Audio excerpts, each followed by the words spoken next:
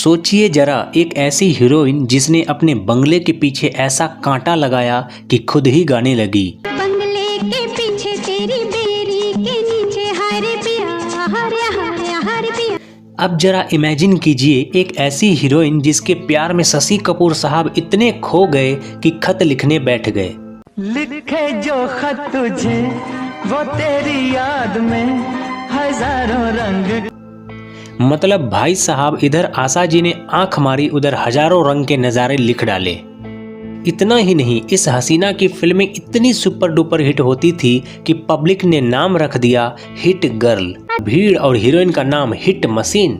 और जनाब, ये वही हीरोइन है जो अपने हीरो से मिलने मंदिर जाने का बहाना बनाती थी। मैं तुझसे मिलने आई मंदिर जाने के बहाने। यानी अब मंदिर में भगवान के दर्शन हो ना हो, हीरो के दर्शन तो पक्के। जी हाँ दोस्तों, हम बात कर रहे हैं 60, 70 और 80 के दशक की सबसे हसीन, सबसे हिट और सबसे दिलफेक अदाकारा आशा पारेख की।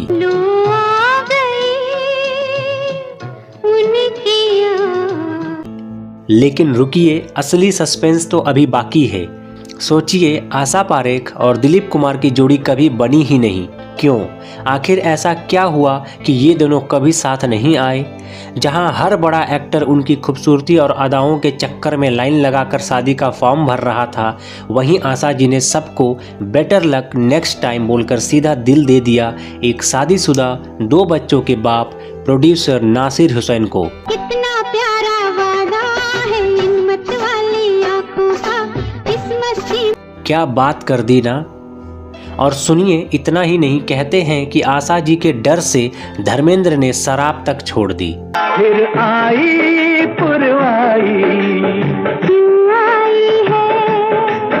अरे भाई, इतना असर तो डॉक्टरों की दवा का भी नहीं होता जितना आशा जी की आंखों का हुआ। अब सोचिए, जिस एक्ट्रेस से शादी के लिए बड़े बड़े स्टार्स और डायरेक्टर्स गिड़गिड़ा रहे थे, उसी ने एक शादीशुदा इंसान को अपना दिल दे दिया। लेकिन उसका घर तोड़ा नहीं, बल्कि खुद ही जिंदगी भर अकेली कुंवारी रही। ये शाम मस्तानी मदहोश की, यही तो है असली कहानी। और फिर जिंदगी भर गाती रह गई।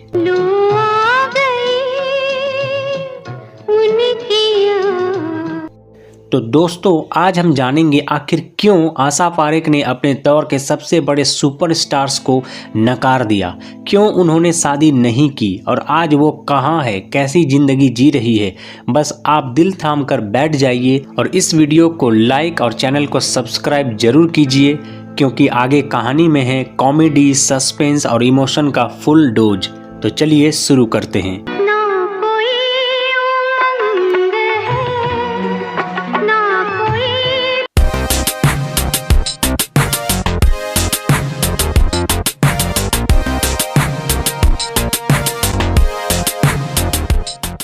पर्दे में रहने दो, पर्दा ना उठाओ, पर्दा। आपको बता दें, आशा पारेख का जन्म 2 अक्टूबर 1942 को गुजरात के एक छोटे से शहर में हुआ था। अब 2 अक्टूबर का जिक्र आते ही 2 बातें याद आ जाती है। एक तो महात्मा गांधी का जन्मदिन और दूसरी, अरे वही दृश्यम वाला यादगार कांड।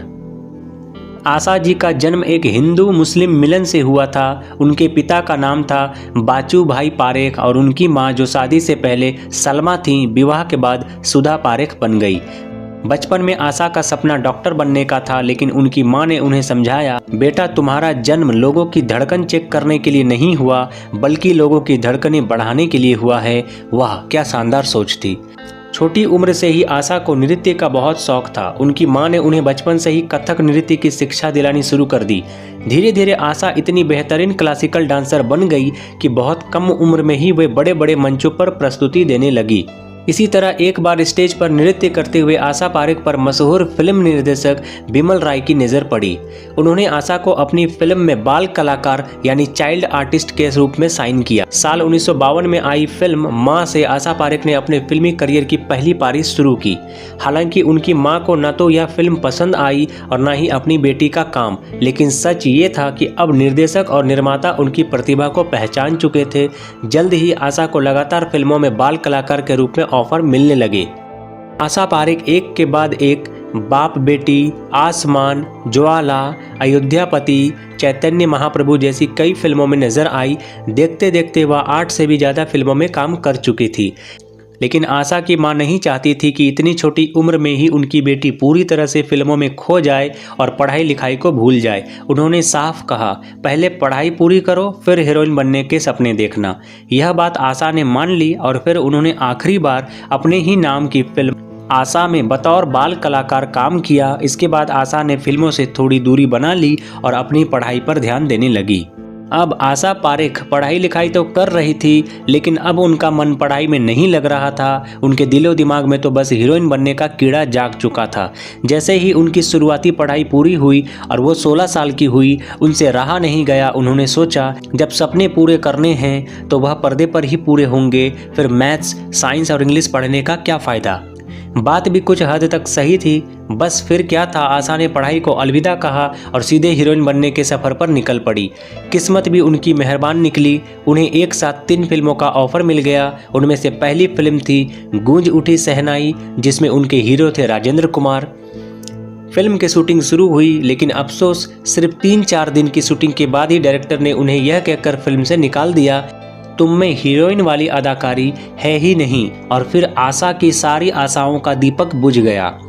जब यह खबर फैली कि आशा एक्टिंग में कमज़ोर है और इतनी खराब अदाकारी करती है कि पहली ही फिल्म से बाहर कर दी गई, तो नतीजा ये हुआ कि बाकी की 2 फिल्मों से भी उन्हें निकाल दिया गया। उनके दिल की हालत कुछ ऐसी थी मानो कह रही हो। लेकिन दोस्तों, आशा पारेख ने हार नहीं मानी। वो अलग अलग डायरेक्टर्स और प्रोड्यूसर्स के ऑफिस के चक्कर लगाने लगी। इसी दौरान उनकी मुलाकात हुई आमिर खान के चाचा और मशहूर फिल्मकार नासिर हुसैन से। नासिर हुसैन ने आशा को देखते ही पसंद कर लिया और अपनी फिल्म में साइन कर लिया। फिल्म का नाम था दिल देके देखो। और इस तरह साल 1959 में आशा पारेख ने शम्मी कपूर के साथ बतौर हीरोइन अपने फिल्मी करियर की शुरुआत की। यह फिल्म जबरदस्त हिट हुई। गानों की बात करें तो मज़ा ही आ गया। जब अच्छे बोल नहीं मिले तो गायक ने सीधा 2 का पहाड़ा गा दिया। कमाल की बात यह थी कि उस वक्त आशा पारेख सिर्फ 16 साल की थी और उनके हीरो शम्मी कपूर उनसे लगभग 25 साल बड़े थे, यानी उनके पिता की उम्र के। और तो और शूटिंग के दौरान शम्मी कपूर की पत्नी खुद आशा को अपनी बेटी की तरह तैयार करती थी। आशा भी शम्मी कपूर को अंकल कहकर बुलाती थी। अब फिल्म में दोनों हीरो हीरोइन थे और पर्दे पर रोमांस कर रहे थे। ये तो केवल हिंदी फिल्मों में ही मुमकिन है। यानी सोचिए, पहली ही फिल्म में आशा को अपने बाप की उम्र के हीरो के साथ रोमांस करना पड़ा। और दिलचस्प बात यह थी कि यह फिल्म रिलीज हुई थी आशा पारेख के जन्मदिन के दिन ही, यानी 2 अक्टूबर को। 1959 की सफलता के बाद आशा पारेख का फिल्मी सफ़र तेजी से आगे बढ़ा। 1960 में वह पहली बार सुनील दत्त की हीरोइन बनी। फिल्म थी हम हिंदुस्तानी।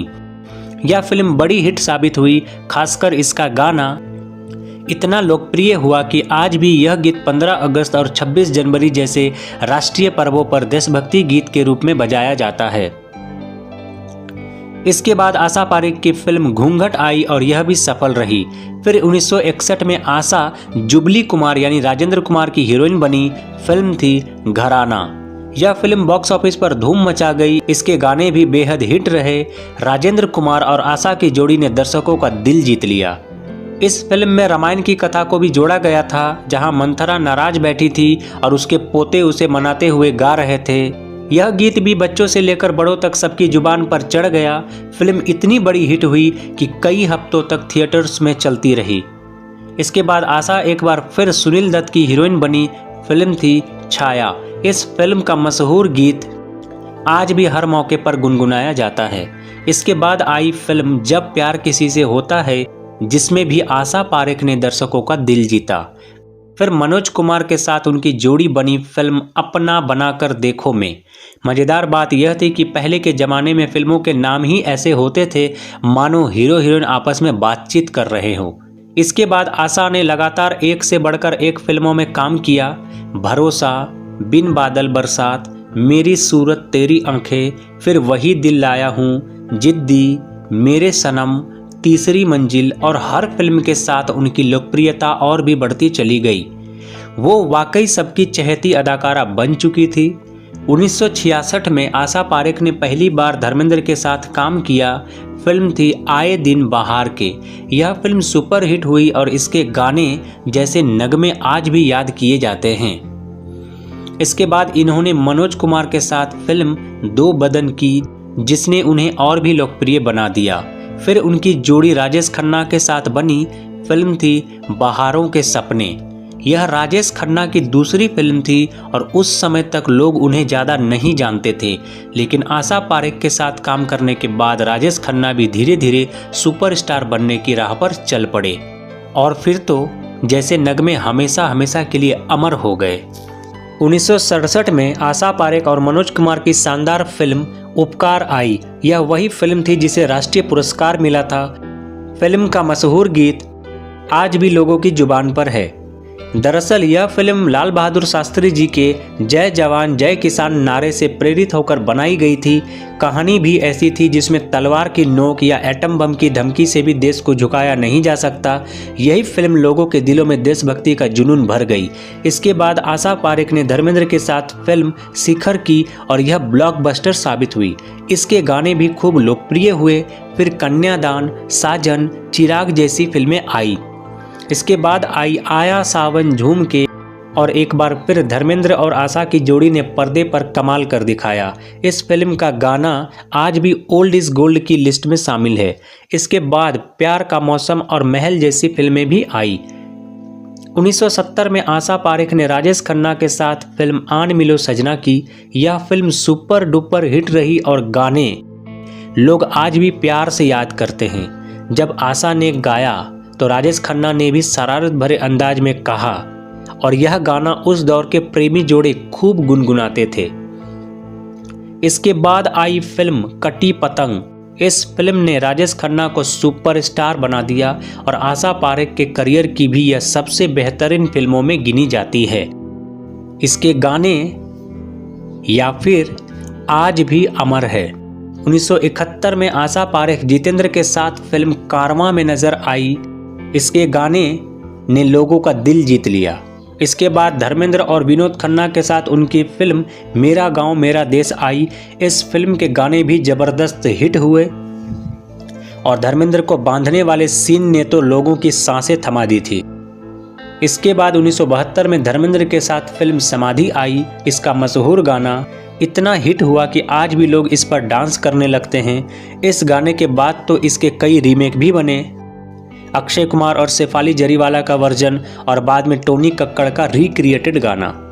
इसके बाद आशा ने सुनील दत्त और शत्रुघ्न सिन्हा के साथ फिल्म हीरो की। इस फिल्म में आशा का डायलॉग लड़कियों का फेवरेट बहाना बन गया। फिल्म बड़ी हिट नहीं हुई लेकिन शूटिंग के दौरान विवाद खूब हुआ।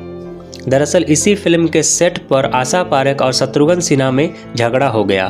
किसी ने शत्रुघ्न सिन्हा के कान भर दिए कि आशा कह रही थी कि ये नया लड़का बहुत अकड़ू और घमंडी है। बस फिर क्या था, शत्रुघ्न सिन्हा भड़क गए और मीडिया के सामने कह डाला, मुझे आशा पारेख बिल्कुल भी पसंद नहीं है। उसके साथ सीन करने के बाद मैं अपने हाथ साबुन से धोता हूँ ताकि उसकी बदबू न आए।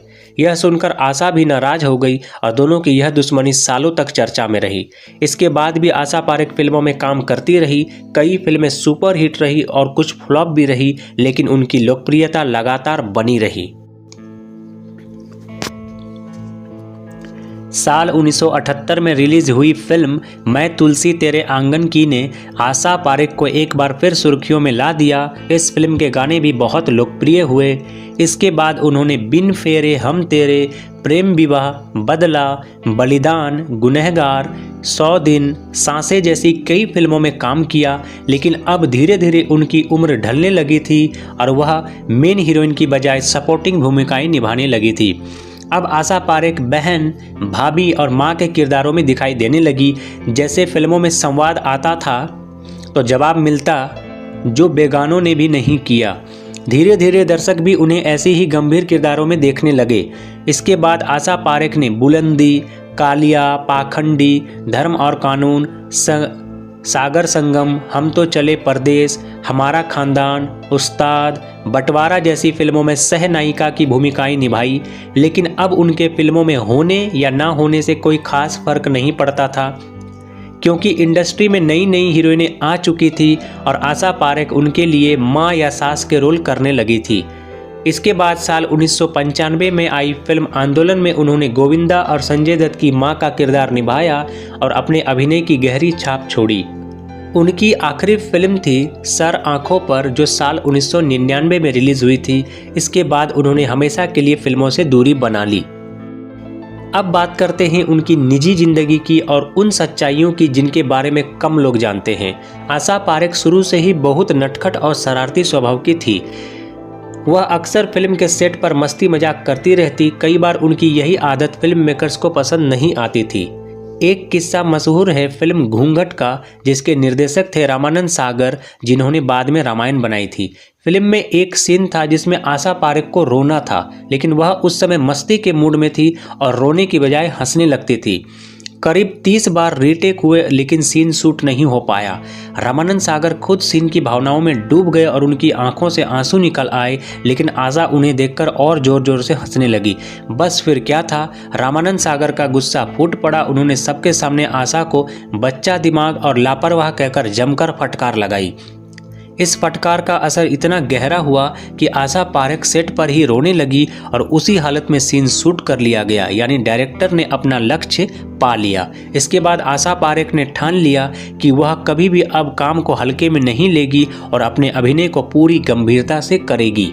आपको बता दें, फिल्म मेरा गांव मेरा देश में काम करने के लिए आशा पारेख ने उस दौर में 3 लाख रुपए एडवांस लिए थे। यह रकम इतनी बड़ी थी कि उस समय किसी भी हीरोइन को इतनी फीस नहीं मिलती थी। इसी के साथ आशा पारेख बॉलीवुड की सबसे महंगी हीरोइन बन गई थी। उस वक्त उनकी लोकप्रियता इतनी ज़बरदस्त थी कि उनकी फिल्में लगातार 25 हफ्तों तक थिएटर में चलती रहती थी। इसी कारण उन्हें बॉलीवुड की पहली जुबली गर्ल कहा गया। जैसे अभिनेता राजेंद्र कुमार को जुबली कुमार कहा जाता था, वैसे ही आशा पारेख बनी जुबली गर्ल। आशा का इतना नाम और दबदबा था कि कोई भी छोटा अभिनेता उनकी बात काटने की हिम्मत नहीं करता था। फिल्म में वही होता था जो वह चाहती थी। वह अपनी शर्तों पर काम करती थी और कई बार किसी दूसरी हीरोइन का सीन भी कटवा देती थी। राज कपूर उस समय बॉलीवुड का बड़ा नाम थे और लगभग हर हीरोइन उनके साथ काम करने का सपना देखती थी। लेकिन उनकी एक आदत थी कि वह फिल्मों में हीरोइन को बोल्ड और अंग प्रदर्शन वाले सीन करने के लिए मजबूर करते थे। यही कारण था कि आशा पारेख ने कभी भी राज कपूर की फिल्म में काम नहीं किया। उन्होंने साफ कह दिया कि वो किसी भी तरह का बोल्ड सीन नहीं करेंगी। यहाँ तक कि जब उनके करियर का ग्राफ नीचे जाने लगा, तब भी उन्होंने अपने असूलों से समझौता नहीं किया। इसी तरह दिलीप कुमार भी उस दौर के बड़े सुपरस्टार थे। हर अभिनेत्री उनके साथ काम करना चाहती थी, लेकिन आशा पारेख ने कभी दिलीप कुमार के साथ फिल्म नहीं की। कारण क्या था, यह केवल आशा ही जानती है। शशि कपूर आशा पारेख को बहुत पसंद करते थे और शायद उन्हें दिल से चाहते भी थे, लेकिन आशा ने कभी उन्हें उस तरह का मौका नहीं दिया। शशि कपूर जल्दी समझ गए कि आशा उन्हें केवल एक अच्छा दोस्त मानती है और उन्होंने अपने दिल की बात दिल में ही दबा ली। आपको बता दें, धर्मेंद्र के साथ आशा ने कई फिल्में की, लेकिन धर्मेंद्र की एक आदत आशा को बिल्कुल पसंद नहीं थी, शूटिंग से पहले शराब पीना। शराब की बदबू छिपाने के लिए धर्मेंद्र प्याज खा लेते थे। जब आशा को यह बात पता चली तो उन्होंने धर्मेंद्र को सख्त चेतावनी दी, अगर वह शराब पीकर शूटिंग पर आए तो वह सबके सामने उनका राज खोल देंगी और उनका करियर खत्म कर देंगी। इसके बाद धर्मेंद्र ने वादा किया कि वह कभी भी आशा के सामने शराब पीकर नहीं आएंगे। बॉलीवुड के तमाम हीरो उन पर फिदा थे, लेकिन आशा का दिल एक ऐसे शख्स पर आया जिसकी उम्मीद किसी को नहीं थी। फिल्म निर्माता नासिर हुसैन, जो आमिर खान के चाचा थे। आशा ने नासिर हुसैन की कई फिल्मों में काम किया और धीरे धीरे उनसे गहरा लगाव हो गया। लेकिन जब उन्हें बाद में पता चला कि नासिर शादीशुदा हैं और 2 बच्चों के पिता हैं तो उनका दिल टूट गया। फिर भी आशा ने नासिर हुसैन से प्यार करना कभी नहीं छोड़ा, मगर उन्होंने कभी अपने दिल की बात उनसे नहीं कही, क्योंकि वह नहीं चाहती थी कि उनकी वजह से किसी और का परिवार टूटे। इसी सोच के चलते आशा ने जिंदगी भर शादी न करने का फैसला लिया। आशा पारेख ने बाद में खुद की एक प्रोडक्शन कंपनी आकृति भी खोली, उन्होंने पलाश के फूल, बाजे पायल, कोरा कागज, दाल में काला जैसे कई टीवी सीरियल्स बनाए। वह 1994 से 2000 तक सिने आर्टिस्ट एसोसिएशन की चेयरपर्सन रही और बॉलीवुड की पहली महिला सेंसर बोर्ड प्रमुख भी बनी। सेंसर बोर्ड की चीफ के तौर पर उन्होंने कई फिल्मों के आपत्तिजनक सीन हटवाए। निर्देशक शेखर कपूर की फिल्म एलिजाबेथ और महेश भट्ट की फिल्म जख्म में भी उन्होंने कई सीन हटाने के आदेश दिए। इस वजह से उनकी महेश भट्ट से तीखी नोकझोंक हुई। महेश भट्ट इतने नाराज हुए कि उन्होंने उनके घर के बाहर नारेबाजी तक की, लेकिन अंततः कोर्ट में उन्हें आशा से माफ़ी मांगनी पड़ी।